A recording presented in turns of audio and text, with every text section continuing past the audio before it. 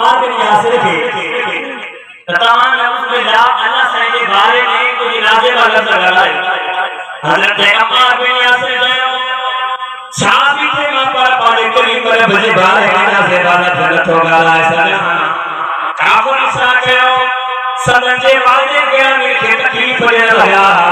तां जो अम्मार बिन यासिर अल्लाह जे बारे में कुछ न कुछ ॻाल्हाए अम्मार बिन यासिर नथो चवे पियो अम्मार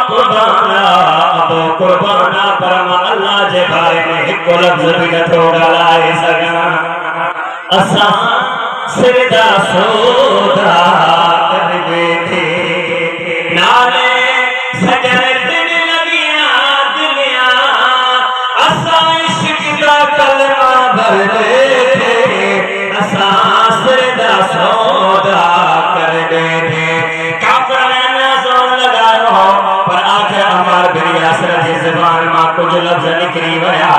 उन खां बाद काफ़िर अम्मार बिन यासिर खे आज़ाद कयो छो जो उन्हनि शर्त रखियो कि अल्लाह जे बारे में कुछ भी नाज़े वाला ॻाल्हाईंदे त छॾी जासीं अम्मार बिन यासिर खे आज़ाद कयो वियो अम्मार बिन यासिर घर वियो उन खां बाद पूरी एरिया जे अंदर ॻाल्हि हुई हुई